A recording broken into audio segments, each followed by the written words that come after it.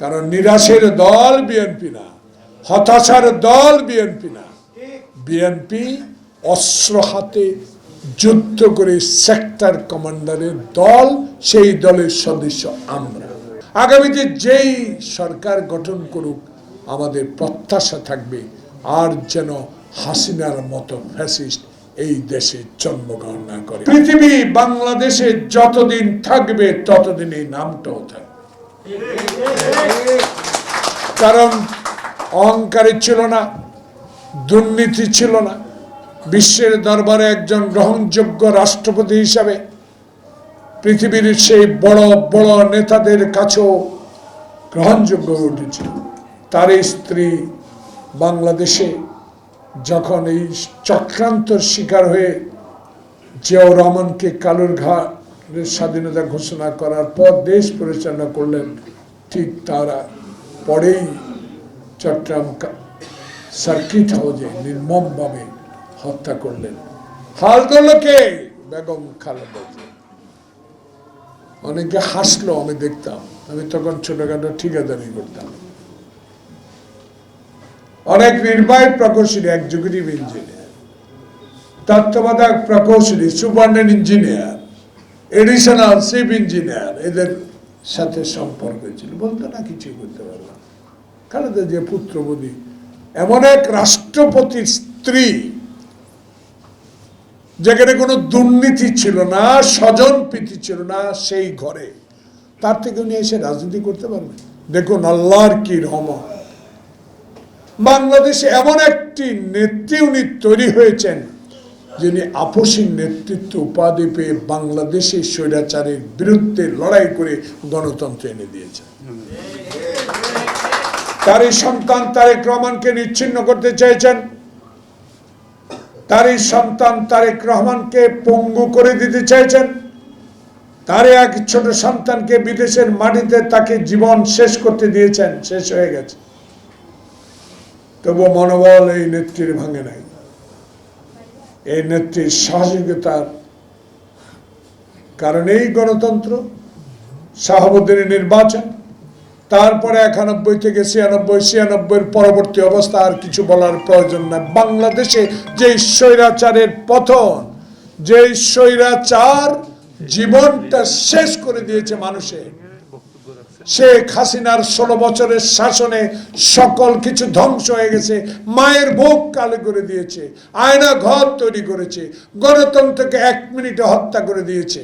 সিরাজ শিকদার কোথায় বলে যিনি চিৎকার দিয়েছেন, গোলাম মুস্তফাকে বলেছে 6 কোটি কম্বল আসলো, আমার কম্বলটা কোথায় মুস্তফা?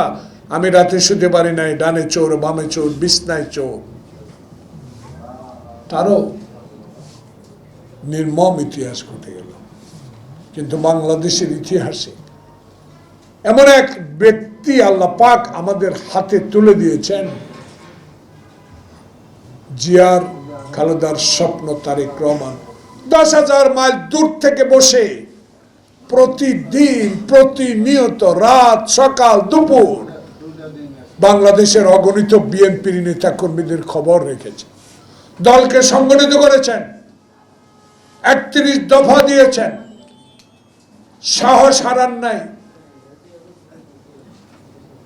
জুলাই আগস্টের বিপ্লবকে সমর্থন দিয়ে যার স্বপ্ন একটি গণতান্ত্রিক নির্বাচনের ব্যবস্থার পথে যখন দেশ এগিয়ে যাচ্ছে, তখনই এক চক্রান্ত ষড়যন্ত্রকারীরা এই নির্বাচনকে বানচাল করার চেষ্টা চালাচ্ছে।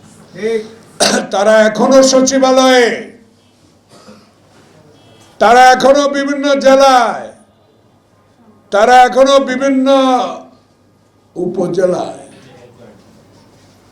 আমি এর আগে একটি সভায় বলেছিলাম, এই জায়গায় একটি সুষ্ঠু নির্বাচন আপনাদের কাছে আমরা আশা করি, সন্দেহ আমাদের নাই।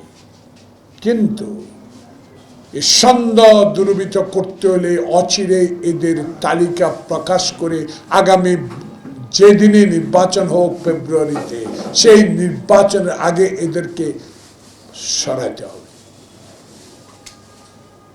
তাহলে 91 মতো একটি সুষ্ঠু নির্বাচন আপনি উপহার দেবেন, যে নির্বাচনের জন্য, যে ভোটের জন্য আমার হাজার হাজার ছেলে কারাগারে ছিল, মায়ের বুক খালি হয়েছে, কত মামলা খেয়েছে, এক জেলা থেকে অন্য জেলা গিয়ে রিক্সা চালিয়ে জীবন ধারণ করেছে, কবরস্থানে রাত কাটিয়েছে, হাঁটু পানিতে দাঁড়িয়ে পুলিশের অত্যাচার থেকে বাঁচার চেষ্টা করেছে। সেই সকল নেতা কর্মীর দাবি একটাই, তারেক রহমান বলেছে একটি সুষ্ঠু নির্বাচন। 16 বছরে আমরা কোনো নির্বাচনে অংশগ্রহণ করতে পারি নাই, ভোট দিতে পারি নাই। সেই ভোটের জন্যই এমন একটি সরকার আমরা ইউনূসকে সমর্থন করেছি।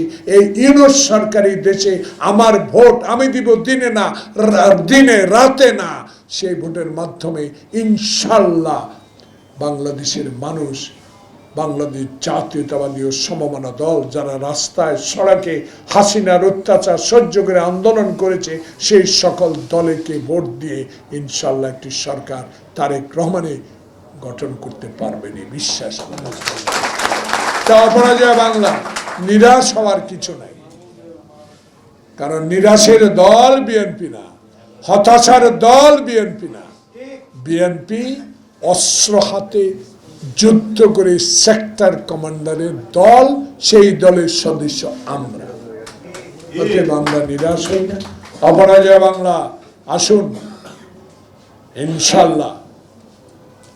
আমার আত্মবিশ্বাস এই সরকার একটি সুষ্ঠু নির্বাচন উপহার দিয়ে বাংলাদেশে গণতান্ত্রিক ব্যবস্থা আরো প্রসার করে দিবে।